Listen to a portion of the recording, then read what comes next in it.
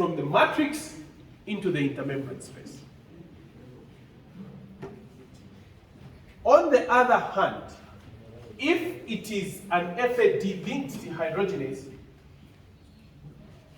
what is going to happen is that as hydrogens are moving from this reduced equivalence onto coenzyme Q, the energy which is generated is not enough to force protons out of the matrix. The result is that 0 would move through complex 2. So once they get to coenzyme Q, as they pass through complex 3, it's going to be 4 again, and complex 4 is going to be another 4. So how many in total would move if you're dealing with FAD? It's going to be 4 and 2.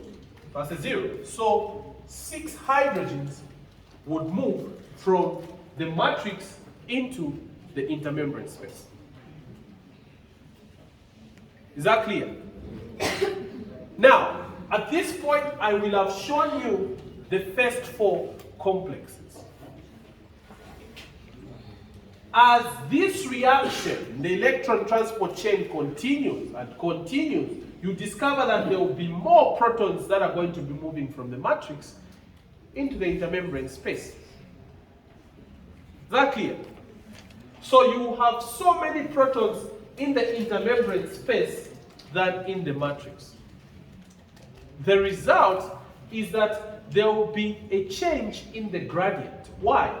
Because the matrix is actually going to have less protons than the intermembrane space. And you and I know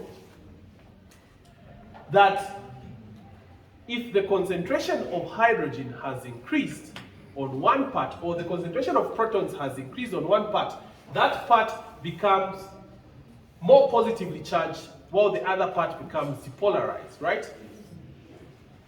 This creates a difference in the electric potential, because the outer part is more positively charged than the inner part. That's the first thing. The electrical potential difference is created. On the other hand, you know that the concentration of hydrogen, if you say the negative log of hydrogen ion concentration, you have what we call what? Negative log of hydrogen ion concentration is pH. So the pH outside becomes lower than inside. Right? So this creates a chemical potential difference. The result is that you have a combination of an electric and a chemical potential difference, which is referred to as the change in electrochemical potential. So you have an electrochemical potential difference due to the fact that there is more protons outside the membrane than inside. The result is that these protons, because there are so many outside here, they will want to start forcing their way back into the matrix. They will start looking for the way in. And the way into the matrix is 1, which is complex 5. So these protons will start looking for complex 5 in order for them to come in. And this is supposed to be straightforward. Let's think about a situation where you, who we consider the protons, we force you out into a very small space here. You'll be so many out there that you actually start forcing to come into a place where there is space, right? This is exactly what is happening when you look at the initial analogy of this classroom, right? And the result is this. As the protons are coming into the matrix, in a highly passive process, ATP is going to be generated. In fact, it will be generated such that if 4 protons pass through complex 5, it will lead to conformational change in the complex itself. So this complex has 2 conformations. There's what is called the F0, which is outside, and then there's what is called the F1, which is in the supine. When this change, these protons come in, it will lead to rotation of complex 5, and in the process, ADP will have a phosphate added to it to produce ATP. Complex 5 has another name, and the name is ATP synthase. So it's the enzyme which synthesizes ATP, and it synthesizes one ATP from the movement of 4 protons. So as 4 protons pass through the matrix, pass through complex 5, one ATP is generated. So when you come back to what had happened here, you had 10 protons moving out due to NADH. Therefore, you can easily compute how much ATP is produced per NADH by saying 10 divided by 4, which is going to be equal to 2.5. And here is where you get that 2.5 refer to.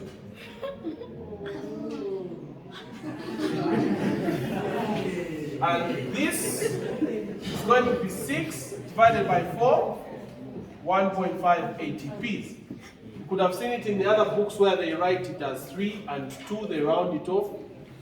It's because they are saying, what is half an ATP, right? That's what they just basically round this off. But this exactly is how energy is going to be produced in the electron transport chain and oxidative phosphorylation. Is that okay? Okay, much better. So guys, in closing, I have a sample question for you. Yes. Yes, ask. What's the first relationship between the same process relation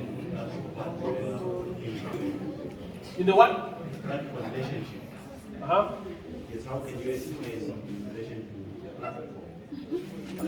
That's a very good question. That's a very good question. So how does this relate to you? The question I'm going to ask you was actually going to explain this. For example, you could have heard of a situation where a certain family gets suffocated as a result of carbon monoxide, right? Or another family die because they ate cassava, right? The reason is simple. In cassava is a cyanogenic, and it will produce cyanide, and this cyanide is going to bind to complex 4, leading to a failure of the hydrogens to move on to oxygen. The result, there will be no energy production, and that's how death occurs. Carbon monoxide does the same thing. So energy generation would fail as a result of those things. Sounds good? All right, you had a question?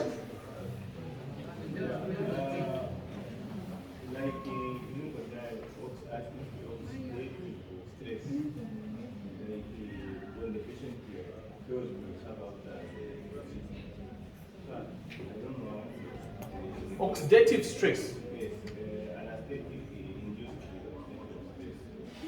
So ideally, this could actually be linked to the same thing, whereby oxidative stress can be actually as a result of many things. It could be that there could be certain drugs that somebody has taken, and then those lead to inhibition of flow of electrons.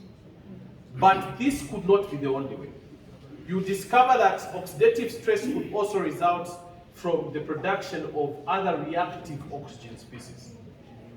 Superoxides, it could be peroxides, for example, and all these would actually lead to oxidative stress because they will have built up in large amounts.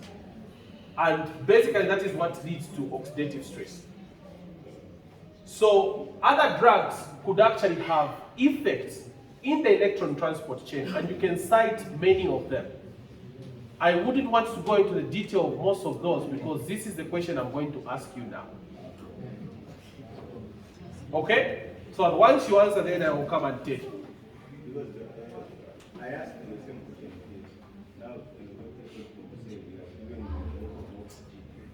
You have given? The oxygen is high.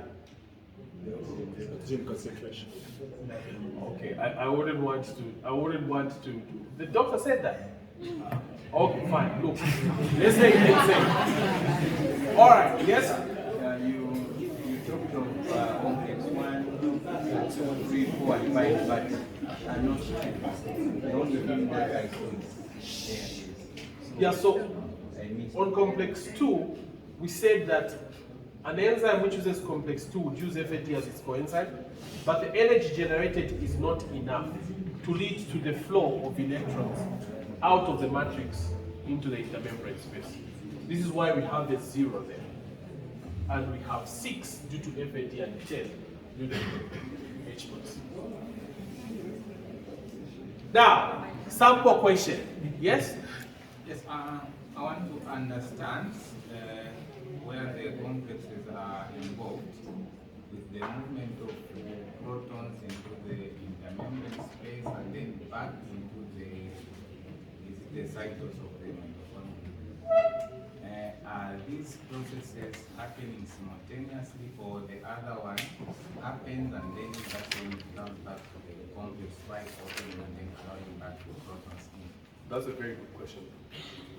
It's a very good question because it is linked to the same point that I addressed to say electron transport chain is coupled to oxidative phosphorylation. Oxidative phosphorylation is production of the energy. And electron transport chain is the actual movement of the electrons. So as the electrons are actually moving through the complexes, it's generating the energy which is forcing the protons out. Okay? So once they move through this complex, the energy generated forces the protons out. Through the other complex, energy generated forces the protons out. And then the protons are going to be in that space. So if you separate the movement of the electron of the protons from the matrix into the intermembrane space from the process of generation of energy, you will have uncoupled electron transport chain from oxidative phosphorylation. And hence, there will be no ATP production. And this is why people tend to die following separation of these two reactions. And this is the question I want to ask. Can I ask it, please? Yes. Yes. Guys, explain, yes, that's a sample question, the mechanism or the different mechanisms of action of substances that uncouple electron transport chain from oxidative phosphorylation. The substances that separate electron transport chain from oxidative phosphorylation. Explain their mechanisms of action. How do they do it? Explain the mechanisms of action of uncouplers of electron transport chain and oxidative phosphorylation. Uncouplers, these are substances that are separating electron transport chain from oxidative phosphorylation. How do they explain the mechanisms of action of uncouplers of electron transport chain and oxidative phosphorylation? Substances that are separating the movement of electrons from the production of energy. What are their mechanisms of action? I should tell you there are about 4 or 5 different mechanisms which you need to write. This question is able to have something as good as 15 marks in a test. Is that okay, guys? All right, so that's bombshell, and I'll see you next time. Thank you. Thank you.